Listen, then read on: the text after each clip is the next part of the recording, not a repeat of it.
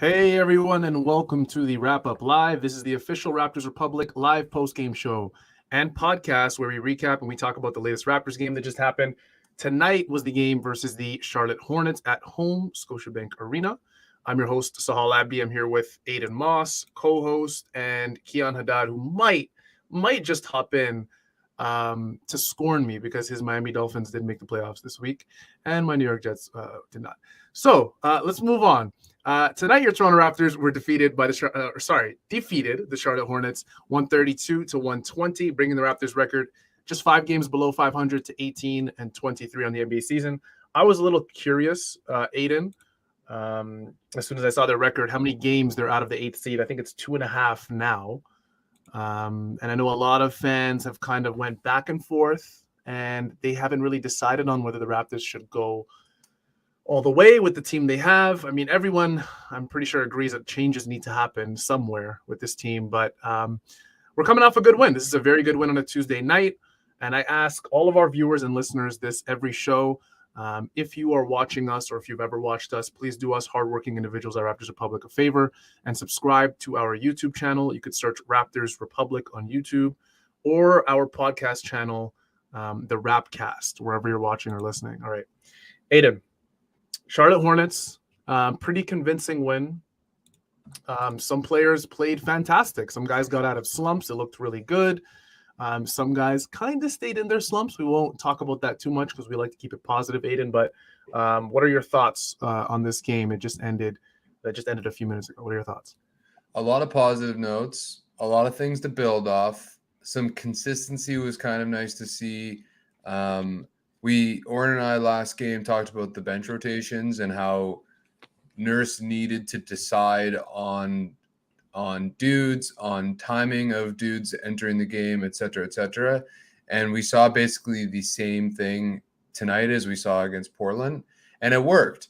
And we saw a commitment to it. So the Gary plus Precious, Boucher, Coloco, and Flynn really struggled out of the gates. Compliments of Precious shooting possibly the worst field goal attempt in the NBA season thus far, and a quick Boucher corner three that was hideous.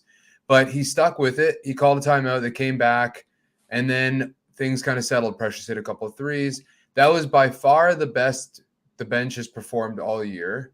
It must have been one of the first times they mentioned it on the broadcast that the bench were plus and the starters were minus. It must have been one of the only times this year. So that was really encouraging to see.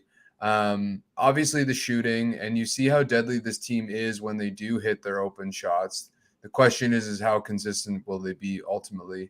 But it's nice to see it in reality, right? We talk about it in theory all the time, and it's really beautiful to watch when it actually happens. Now, and I'll stop there, but all that to say that this is the Charlotte Hornets. They're one of the worst teams in the league. Our defense was pretty horrendous up until the end of this game. So it's reserved optimism, but it's just kind of really cathartic to see an easier quote unquote win. I think that's the perfect way to put it, reserved optimism, just because, the Raptors are going up against the Charlotte Hornets in just 2 days' time on Thursday night as well. We've seen it a lot this NBA season where the Raptors have faced two teams back to back, not necessarily in days, but in terms of opponent. So they do have Charlotte on Thursday. This was a good win. And again, it does come against a struggling Charlotte Hornets team that's missed LaMelo Ball the majority of this season. He is back and he looks like LaMelo Ball. He looked really, really good in this game. Watching him, I know he was, when you look at the plus minus on the box score, he's a minus 16. A lot of that, I think, just had to do with him being on the court the majority of the game. He was at 38 minutes. It was by far the highest on the Hornets. He looked good. And then on the Raptors side, you had Fred VanVleet struggled a little bit, but two guys I think played fantastic in this game, Pascal Siakam and Gary Trent Jr. OG also had quite an efficient night, 8 for 12 in this game. Gary Trent Jr., I was watching him all game long, and now that I'm looking at the box score, Aiden, I can't really believe that he was 6 for 14. I didn't feel like he missed that many shots. It felt like he hit a lot of timely shots in this game. That's a little odd to me, no? He But I mean, part of that is the fact that a lot of his scores and his shots were in the flow of the game, right? Like Yeah. earlier, Gary, when he struggles, it's these forced kind of one and done shots against contested situations early in the shot clock, whatever. And that speaks to this team generally tonight. Also, was the way they were passing the ball. Scotty clearly went out there with a concerted effort to move the ball all the time in high degree of difficulties, and that had everybody was kind of bought in on the passing. And so I think, yeah, Gary missed these shots. He also had 8 free throws, which, is pretty rare for Gary. And so you're right. I am kind of surprised, although 4 for 10 from 3 is solid. But I think ultimately why we're not so shocked is because it looked more natural, those shots, Yeah. It just came with the flow of the game. Gary Trent Jr. has been playing awesome lately for the Raptors, and it really does help that he's doing this while some Raptors are starting to struggle a bit. I mean, Fred VanVleet still feels like he still hasn't gotten out of his slump yet. Pascal Siakam, I mean, it's almost inevitable that he was going to come down to earth and have one stinker this season, and he did that a couple games ago, which is why I didn't really give him too much flack for that. But Gary Trent Jr. has been playing fantastic the last 2 weeks. I know a lot of times I've seen it, at least. I don't know if you've seen it, Aiden, but people have been mentioning him in trades all over the place, and Gary needs to be the guy who goes, and this might be the perfect time to trade him because his trade value is at the highest. And I might agree with that, but another part of me says, you know what, if you trade Gary and he's one of the only guys that's playing at a high level, I mean, what do you have that's left? Because we're at the point now, Aiden, that even when you're coming off a win, right, and I'm really not trying to bring the optimism down, because this, the Raptors need to beat bad basketball teams like the Charlotte Hornets. This team has 11 wins on the season and 30 losses. Like, this is a horrible team. I mean, even with LaMelo, I'm pretty sure they're under 500. So this is a team that's struggling, and you need to beat them. And I think that's why you mentioned reserved optimism. You have them on Thursday night. If the Raptors lose that game, was this win really worth it? And the Raptors have struggled this season, Aiden, against teams that aren't good at basketball, right? It's not like the Raptors have only lost to great basketball teams. They've lost against the Orlando Magic twice, right? So this is reserved for me, but going player for player, I am probably most impressed with Pascal Siakam in a game like this. And I know the expectation for him is high, but like I said, he was struggling a little bit earlier in the week, or last week, I should say. But it is positive that you get a good game from Pascal, OG, and Gary, and then you look at the rest of the team, and you mentioned the bench earlier. Chris Boucher, I think, is finally back. Like, I think he played 15 minutes, and he deserved maybe 25 in a game like this. Like, he played really well off the bench. Precious Achiuwa, I tweeted it out, Aiden. It was like a roller coaster, and I think you liked the tweet as well. Like, it's a legitimate roller coaster watching Precious Achiuwa. 2 possessions in a row, you're like, what on earth is Precious Achiuwa doing? And it's hilarious to see the contrast in the timeline on Twitter, where everyone's like, Precious, what is going on? And then 2 minutes later, it's like on back-to-back possessions, hits 2 threes, right? And now the Raptors have a sizable lead in the game, and it's important, because I think now we're starting to realize that the Precious Achiuwa roller coaster is something we're going to have to get used to until he can build that consistency like he did last season. If you remember when he went on that hot streak last season where he was shooting 48-50% from 3 for like a month or two, which is impressive. And then some other guys, obviously, Christian Koloko, not many people talked about him. In 21 minutes, he had 6 points and 6 rebounds, but he was a plus 11. That's the best mark off the bench as well. He had six offensive rebounds. He had 8 total. Sorry, 8, exactly. 6 points, 8 rebounds, 6 offensive rebounds. So he was mainly responsible for gathering second chances for the Raptors. A very important player, I think, now for Toronto, especially because when you're sitting 5 games back behind 500, at this point, you almost have to play Christian Koloko and let him suffer through his lumps. If it was the other way around, the Raptors are 5 games above 500. Maybe you kind of rely on those rookies a little less and those second-year players a little less. But I don't think Nick Nurse really has a choice in this one. What did you want to highlight off the bench? Because I know you mentioned, I think you mentioned Precious Achiuwa a little bit, but what else did you want to highlight off the bench?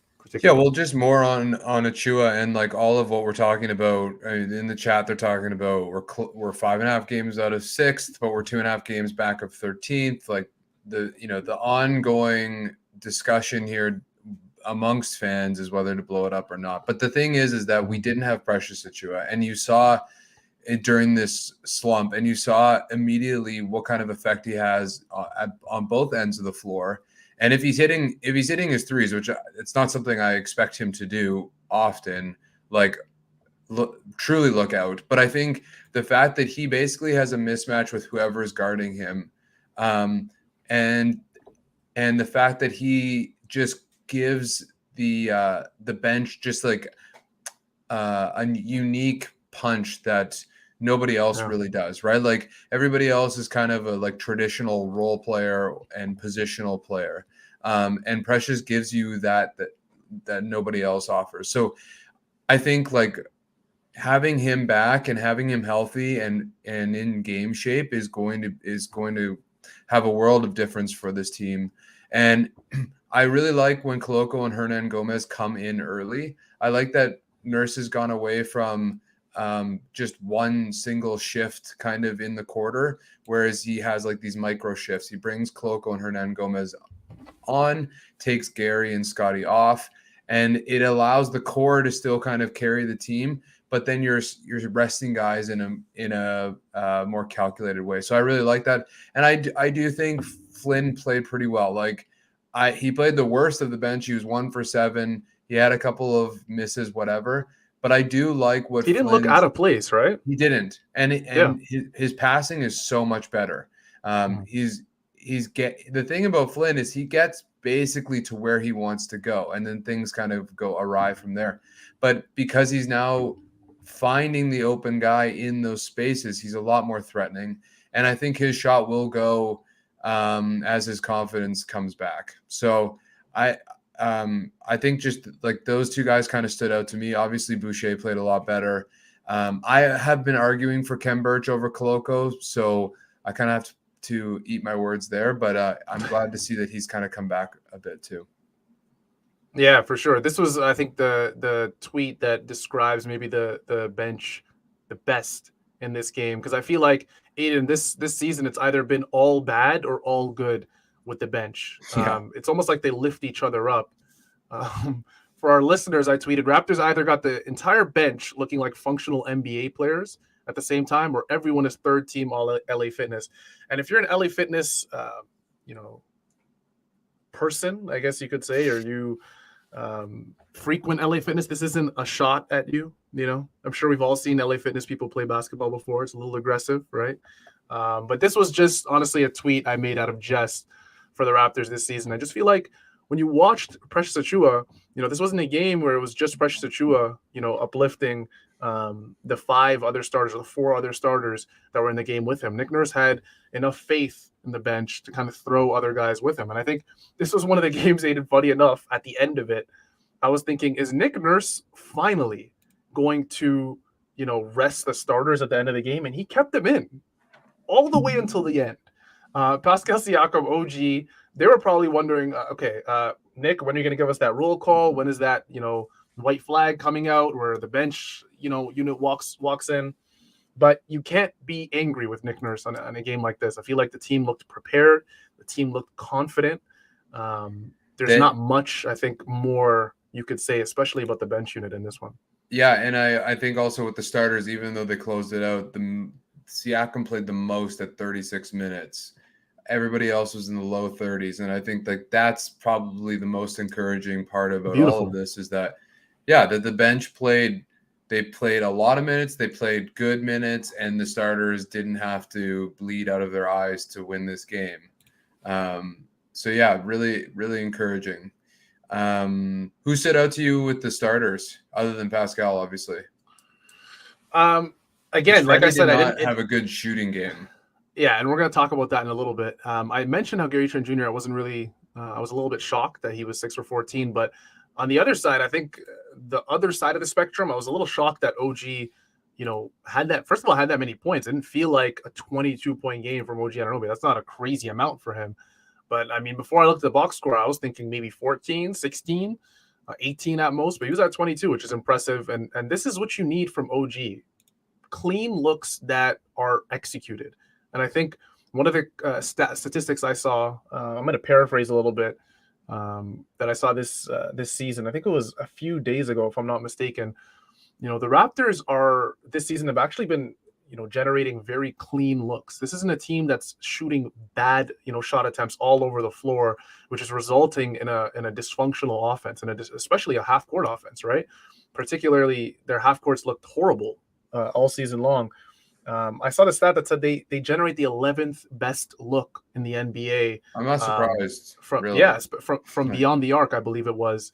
Someone may have to correct me, but I believe that was the stat. I know it was 11th for sure, but in terms of executing that and actually creating points from that, I believe they were 30th or 29th from the NBA. So I mean, it's not great. The looks are being generated. I don't know if people can complain that there's no system in place, or that guys aren't hitting shots because they're bad, or what are you doing, Gary Trent Jr.? That's not the shot to take. Like, these guys are finding each other for open looks, and they're in the top half of the NBA in that in that fold. So in a game like this, I'm excited with a guy like OG. 8 for 12, only missed 1 3, and he shot 7 of them made it. 6 for 7 from 3.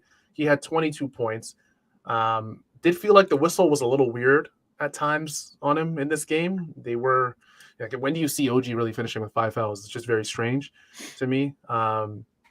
He almost reminds me of Kawhi when he's locked in defensively, where OG doesn't really need to foul you, right? To generate he smothers.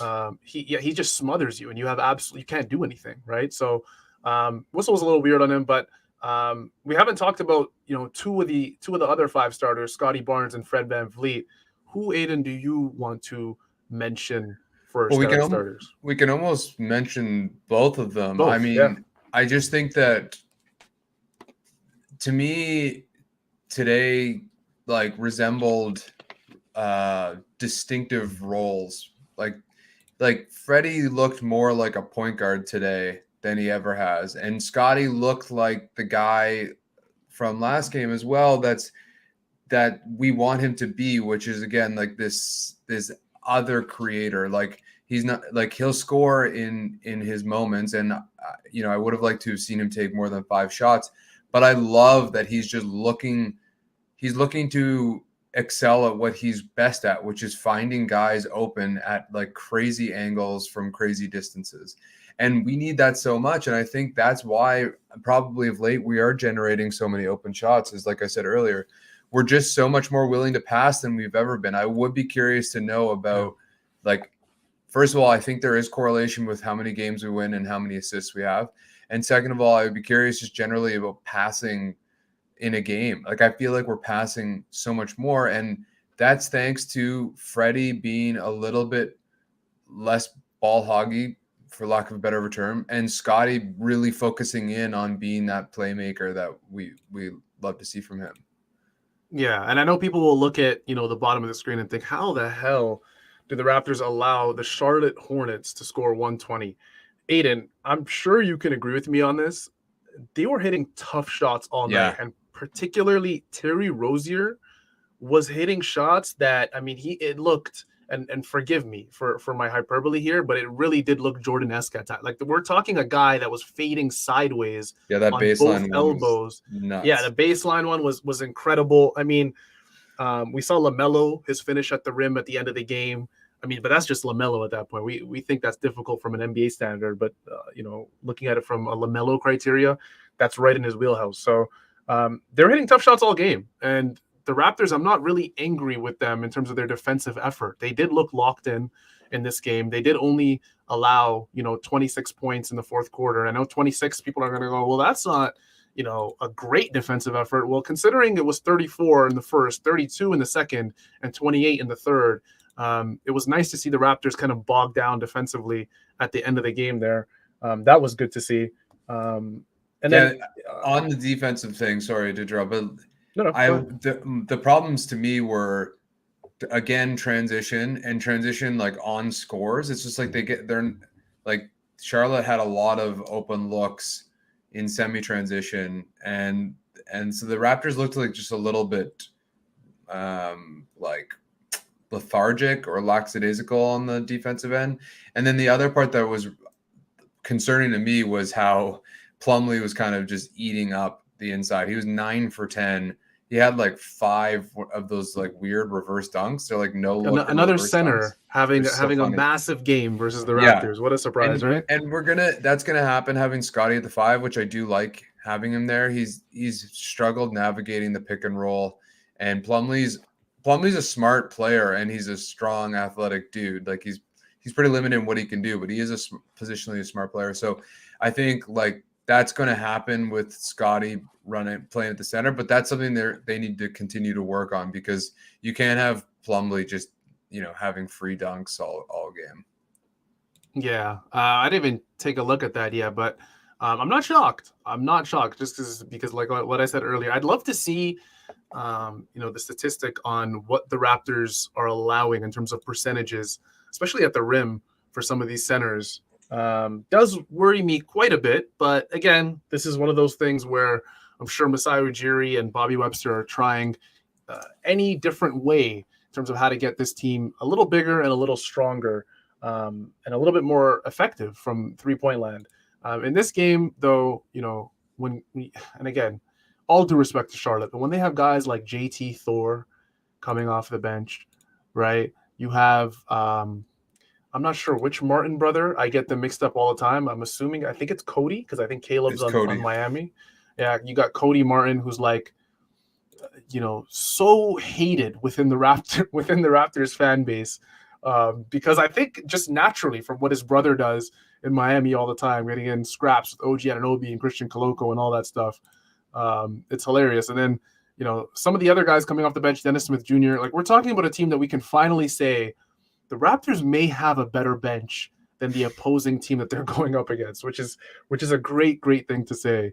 In terms of a starting 5, I know they did have the Charlotte Hornets did have some guys out. I think Gordon Hayward wasn't active in this game, and I don't think he'll be there for the next game either, with a few guys sitting as well.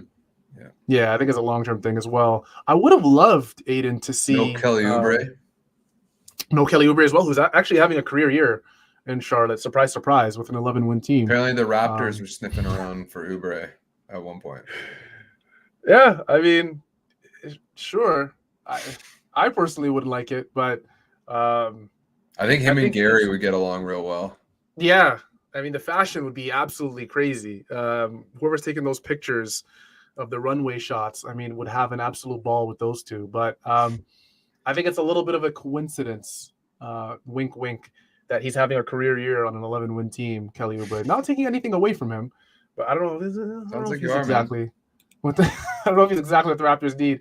In a game like this, Aiden, sometimes we talk about the guys who didn't get a chance to play. Were you shocked that Thad Young was a DNP in a game like this, Kem Birch, and some of the other guys? Just because the Raptors did have quite a comfy lead at points in this game.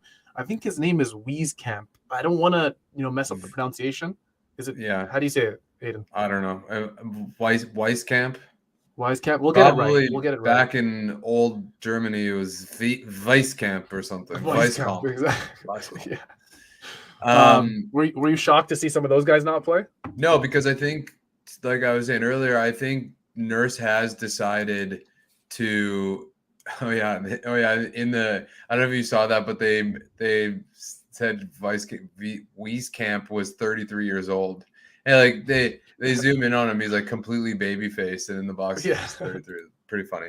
But I'm not surprised, because I think coaching staff has decided we need to have a consistent like rotation, and Thad is out of that rotation right now, because what they're doing is they're doing Gary plus the 4, or Gary and Scotty plus the 3.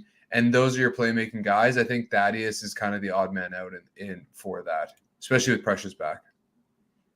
Yeah, and when all these guys are healthy, Aiden, I'm going to be totally honest, I'm okay with that. I think we're both fans of Thaddeus Young, but at the end of the day, if there's one guy who you're going to take out of the rotation, I feel like Malachi Flynn's kind of, especially after a game like this, I know people are going to look at the box score, like we said earlier, and say 1 for 7, get him out, doesn't deserve to be in the rotation. But Malachi's one of those guys that I think Nick Nurse is going to draw positives from if he continuously plays him And I feel like he's a Yeah. confidence player. There's some guys like that. Scotty Barnes, who's one of the core guys for the Raptors, I believe is also a confidence player. These are guys that, really rely on their coaching staff to instill that within them and to get constant looks and opportunities. So I think it's important for Malachi Flynn to continuously play. And if that comes at the expense of a guy like Thad Young or the newly signed 10-day contract Joe Wieskamp or Kem Birch, who's struggled with injury, it feels like, since his time started with the Raptors, I'm okay with it. Like I said, I'm totally okay with it. Aiden, we talked about the bench. We talked about the starters.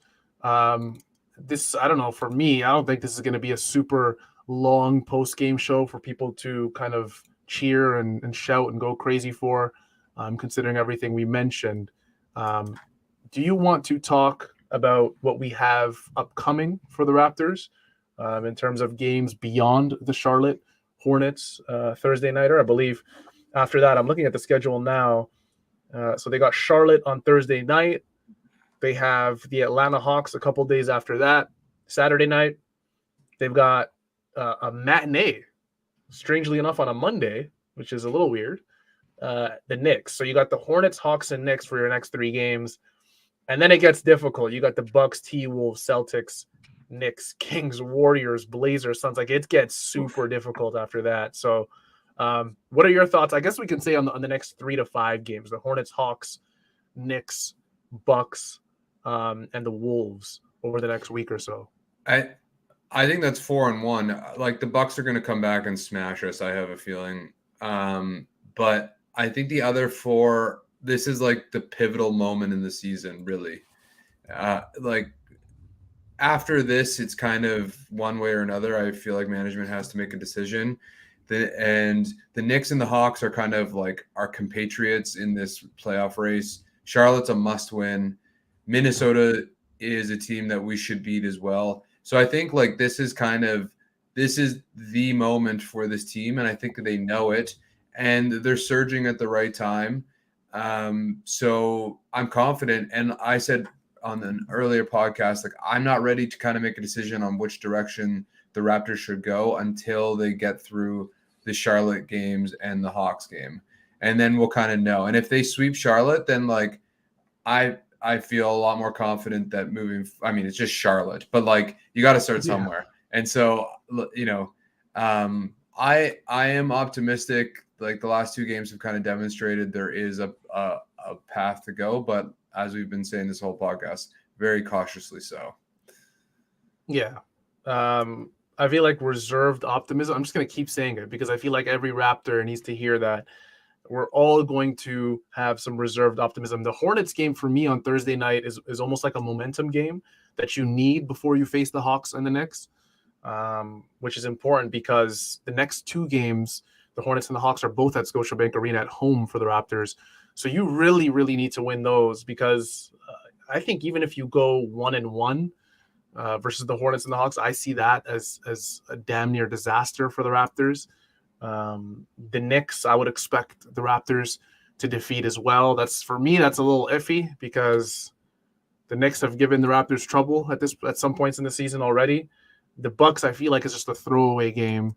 The Raptors are nowhere near that level. At that point, if you look competitive versus the Bucks, I think that's a positive. They looked competitive the last time they played them. They just couldn't inch it out because of the one and only Grayson Allen. And then going even further, the Timberwolves Celtics, it gets really, really tough. So yeah, I think myself and Aiden would both say that you need these next 3 or 4 games to be your momentum games before you get into that tough stretch and the Raptors start the Western Conference road trip at the end of January. So I think, Aiden, that's going to wrap it up for us, right?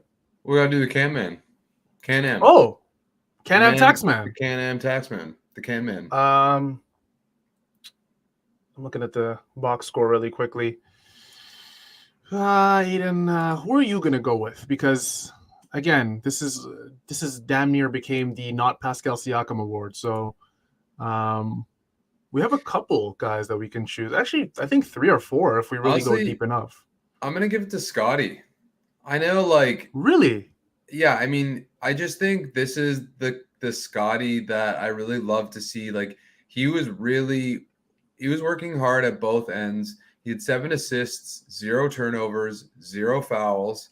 And, he only took 5 shots. So be it, whatever. He That's generated okay. a whole lot of offense, though, right? He did. And he played his role. He played exactly how we need him in a measured way, right? Like there's going to be times where we need more of him. And yeah, I mean, like I think OG probably deserves it, but I like to be different. And I'm going to shout out Scotty for this one. OG deserves a look. Precious Achiuwa, I know, deserves a look as well. I think those 3 guys are the guys that we're looking at the most. And I'm sorry to all the Pascal Siakam fans out there, guys. You probably won't find bigger Pascal Siakam fans than myself and Aiden. And he's hallowed ground. I mean, if you were with us last season, we spent almost the entire season giving him this award, to the point where we were like, okay, you know what? I think some other Raptors deserve this now. Special shout out to Chris Boucher as well. He played great off the bench. Yeah. The Raptors are going to need consistent bench performances if they want to stand a chance at sneaking into that playoff race. I know it sounds very weird, and I know it sounds 20, 30 games ago, if I told you the Raptors would be sitting in the 10th, 11th seed in the Eastern Conference, I can check right now just to make sure. 11th seed, sitting 2.5 games behind 8th, you guys would think I was crazy. I projected them before the season started to be in a 4th, 5th seed, just around that range. We'll see, though. The season is not over. As you guys all know, we are eternal optimists on the wrap-up show, but that is going to end it for us tonight. And please, guys, before you leave, like the broadcast. I know it doesn't do a lot. For you guys, it doesn't take a lot, I should say, just the press of a button. But for us, it does help us with the YouTube algorithm. And like I said earlier, subscribe if you haven't already to Raptors Republic YouTube or our podcast channel, The Wrap Up. That will do it for us. Tonight, your Toronto Raptors defeated the Charlotte Hornets 132-120, bringing the Raptors record to 18-23 on the NBA season. The live show was produced by Keon Haddad, and this was it from your 2 co-hosts, Sahal Abdi and Aiden Moss. We'll see you guys Thursday night versus the lowly Charlotte Hornets. We'll see you guys next time. Take care. Bye.